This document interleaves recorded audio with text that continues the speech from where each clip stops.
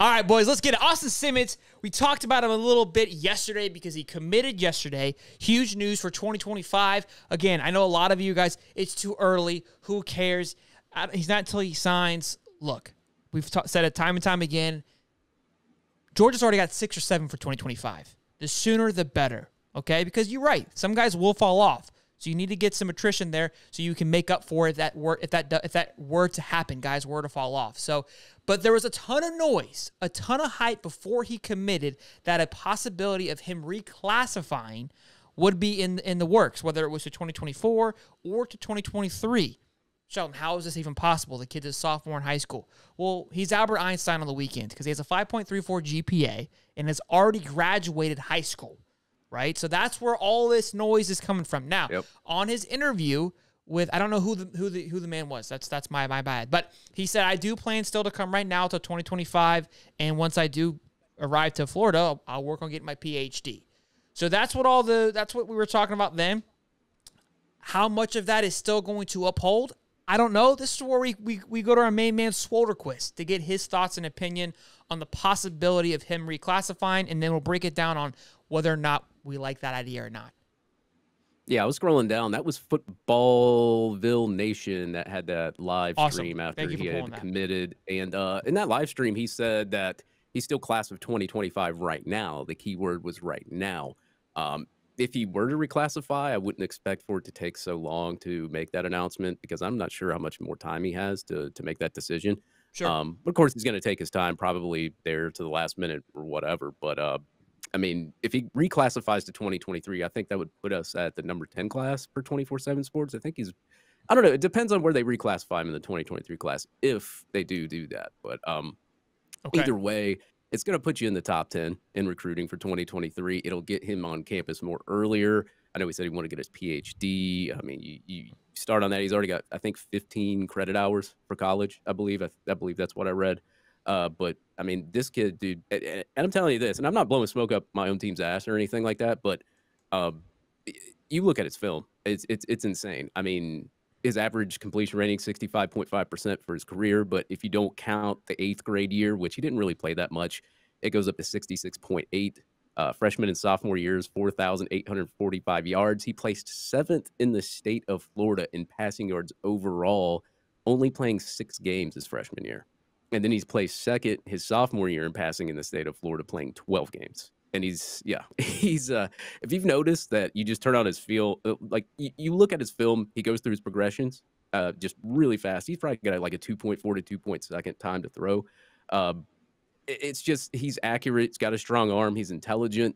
One of the better quarterbacks I've evaluated on film that's come to Florida. I mean, the last quarterback that I've filmed that, or at least watched the film on that kind of resembled that kind of time to throw was Will Grier. But I'm not going to say he's going to be a Will Grier or anything, but you look at his statistics, you look at how he plays football, you see the film.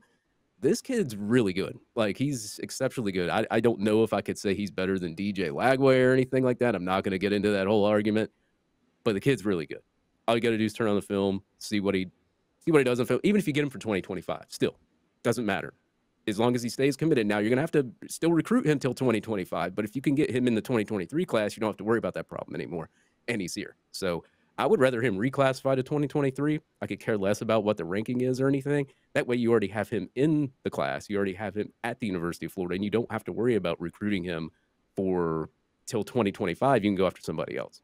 Okay, so answered a lot of questions there. Days on a burner right now, boys. I love it. Oh, yeah. I'm excited about that one.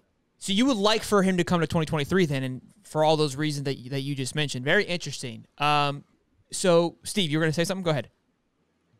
No, Judge, one thing I will say, and especially at the quarterback position in the college level, having a quarterback that is that cerebral and can read a defense and their checkdowns and just the overall, just the play itself that quickly, regardless of athletic talent. It sounds like this kid has plenty of that as well. Regardless of athletic talent at the college level, if you can read a play that fast and know where to go with the ball, more often than not, the play will get you open and will find you where you need to go and will give you yardage.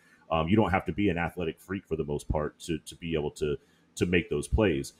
the play itself, because the defense will make an error. The defense will make a mental error. The defense won't have the athleticism to keep up with your offense. Just knowing where to put the ball, regardless of whether or not you can do an Anthony Richardson, bounce it off the ceiling or the roof or whatever or not, just knowing where to put the ball in the first place is a huge first step at that level of competitive football. So that by itself can separate him from just about, from what I can gather already, the rest of the quarterback room that they have right now. So I'm calling him Andrew Luck because obviously he's a genius, and he also gives you the vibe of Tua.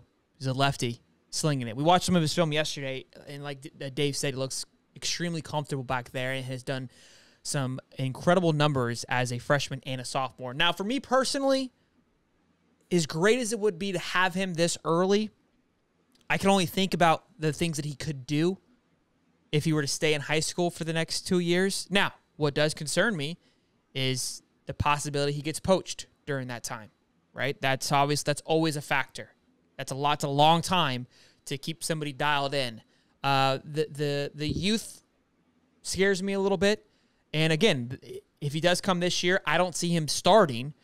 But next year, he expects to be the guy, and so does DJ.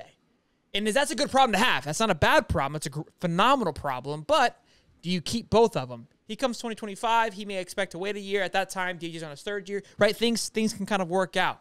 There also seems to be a pattern with what Billy's going after. This guy's also a dual athlete, plays baseball as well, has an offer from Florida for baseball as well. So definitely seems to be a style or a type that Billy has his eye on. So all in all, I'm excited. His interview, phenomenal, great head on his shoulders. Again, 16 years old, didn't seem like it.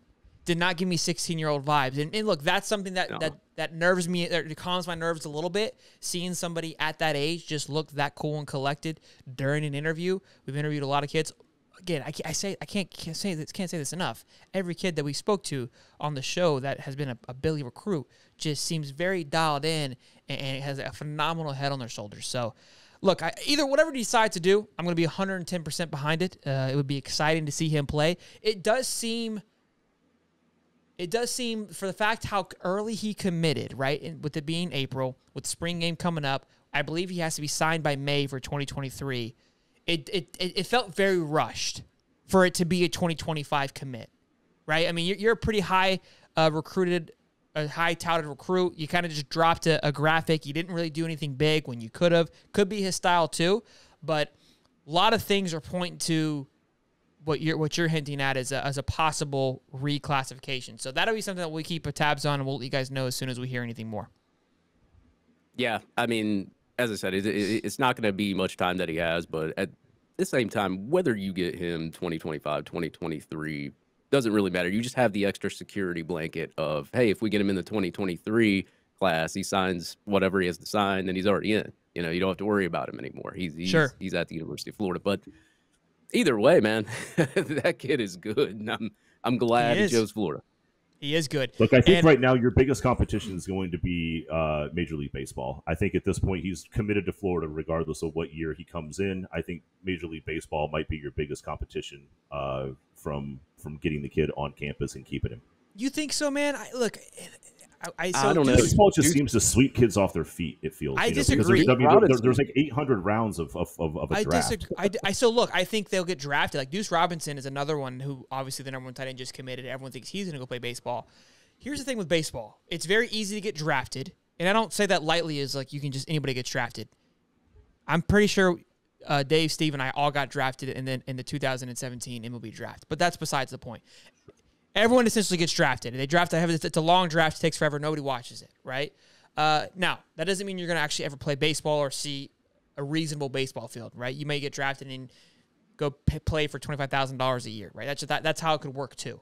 So could it be instant gratification and he'd be a first-round draft pick and sign a $10 million bonus? Absolutely. I don't know how great he is at baseball. He's really young, but that money is very instantaneous. If it feels like he has a pretty straight line to success in the NFL, then I don't see baseball being a real avenue. So I guess that's where it's going to come down to. People always say, "Oh, the baseball is right there," but most of these guys that are a dual athlete, I haven't seen much of it like we used to.